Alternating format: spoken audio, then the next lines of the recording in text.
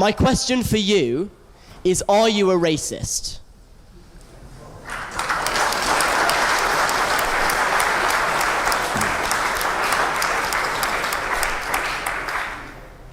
Why are you applauding that? What kind of people would applaud that? Am I a racist? You've sat through the last hour and a half of me speaking, and you're applauding someone asking me if I'm a racist? What kind of people are you? Or do you just applaud anything? Would you just applaud anything? You made a better job of it than your friend. I'll grant you that. Talking to me in a language I don't understand and then waving an Israeli flag in my face was not, I suspect, the finest moment that he will experience in what I hope is a long life in public affairs. I'll let you in on something you don't know.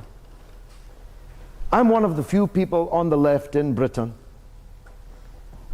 who traveled the length and breadth of apartheid South Africa as an underground agent of the African National Congress led by Nelson Mandela, then in Pollsmoor prison in Cape Town.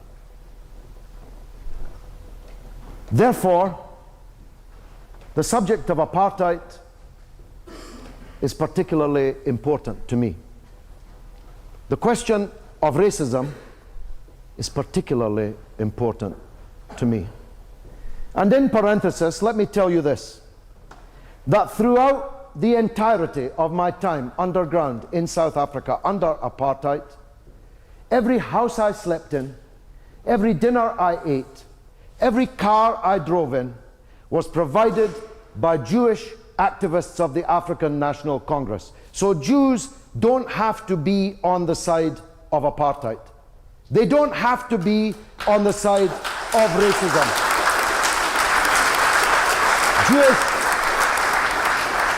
Jewish heroes amongst my blood brotherhood, like Dennis Goldberg, who served 27 years on Robben Island in Pollsmoor prison, but who never was able to touch Mandela and his comrades because they were on one side of the apartheid prison wall, and he and a few other Jewish heroes of the African National Congress were on the other.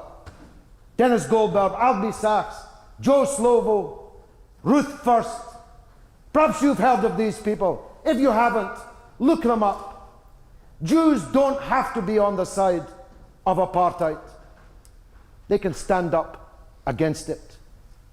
And I say to those who imagine that they are friends of the state whose flag was just waved in my face, turn away from the racist apartheid ideology of Zionism. Turn back to where Jews were before the emergence and the hegemony of Zionism. The greatest people on the earth were Jews. The leaders of the socialist, communist, trade union, liberal enlightenment throughout the 17th, 18th, 19th centuries were great Jews. Marx himself was a Jew.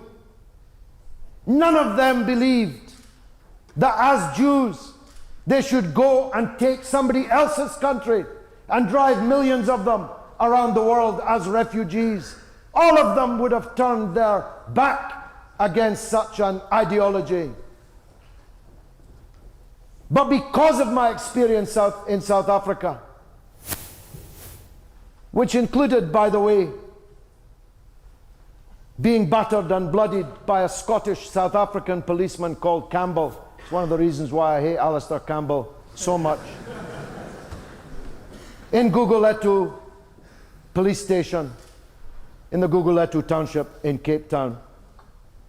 Although the policeman had eventually to wash my feet in public, in penitence.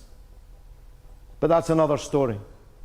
Because of my time in South Africa, because of the decades that I worked against apartheid in South Africa. Do you imagine that I would turn up at a university and debate apartheid with a supporter from South Africa of the apartheid system? I'd rather punch him in the face than debate with him.